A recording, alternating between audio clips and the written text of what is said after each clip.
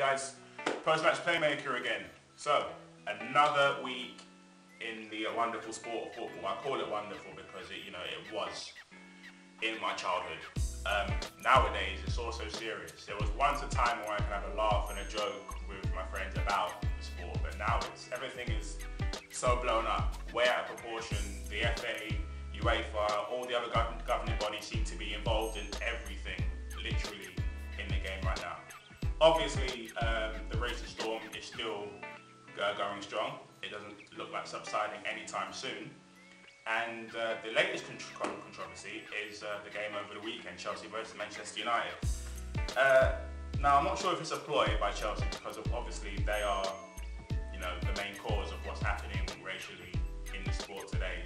The whole John Terry, Ashley Cole thing. It's been dominated by that. But now they have taken a stance on Mark Clattenburg, the referee that refereed the game over the weekend, by claiming that he used racial comments against a couple of their star players. I'm not sure whether to believe that because as a referee you are meant to basically give precedent and lead by example.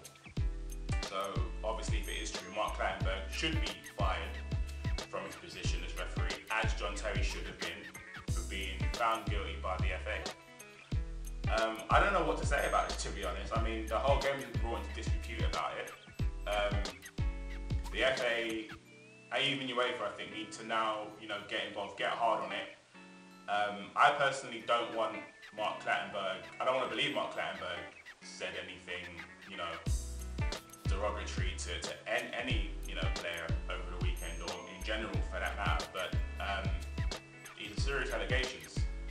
So, like I said, if it's a ploy by Chelsea, it pretty much, draws my conclusion that Chelsea are a club who likes trouble.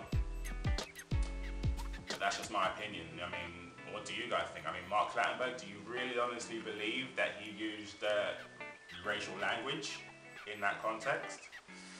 I'm not so sure. But keep it posted here, and obviously we'll find out what is actually happening with this. We understand now Mark Clattenburg has actually been stood down until further notice from all Premier League games, Carling Cup games, FA Cup games. So yeah, we will find out what's been happening behind the scenes with that. Arsenal fans, I want to hear from you please, because Stan Kroenke, Peter Hillwood and Ivan Gazidis at the AGM, it wasn't so much abusive from what I heard. It was more sort of, where is the club going? I don't understand where some of you guys are coming from in regards to that. Yes, Arsenal are a big club. Yes, you're one of the biggest teams in Europe, but it's the 7-year wait for a trophy. Puts Arsene Wenger, who I believe is one of the greatest managers of all time. So, I wouldn't, knock his methods in any way, shape or form. But at the end of the day, the buck does stop with the manager. I mean, saying that the Champions League is basically like winning, a cup, I'm not sure that's something Arsene Wenger would say. I'm starting to think that certain members of the board are starting, maybe talking his ear and, make him say stuff that he wouldn't normally say. I mean, to me, every competition is important, of course, and, getting to the Champions League every year, year in, year out, losing your star players as well. It takes some doing, and credit has to go to Wenger for that. But I want to know where you guys stand on it, in regards to the board and, wanting to save money and, wanting to invest the money. It's run like a business, not like a football club, basically. So I want to know what you guys think. I mean, do you guys think that, being Arsenal fans, it's, Arsenal's obligations are to be Premier League champions, trophy winners, or is it, something for the future maybe that the chairman are thinking about, investing the money and making sure that Arsenal stand in good stead for the future? So, give me your feedback on that. Get at me on Twitter, at postmatchplayer, and, let me know what your thoughts are on that.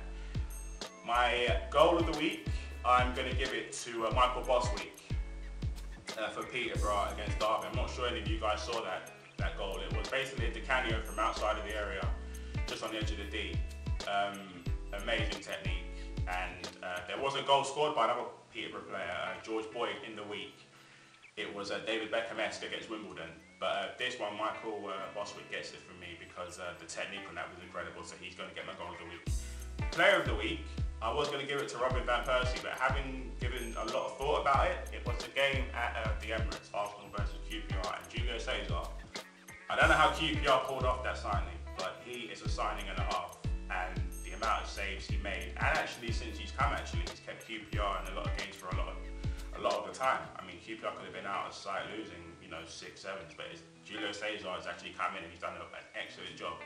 So Julio Cesar, you're going to get my player of the week. My game of the week is at Stamford Bridge. Controversy, goals, red cards, anything you could think of that game had.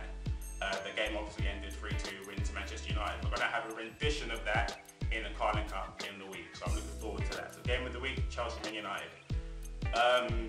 Yeah, so guys, please keep subscribing. The videos, follow me on Twitter, postmatchplayer. And check out my website, www.postmatchplaymaker.com. And until next week Tuesday, I will see you guys soon. Please, take care.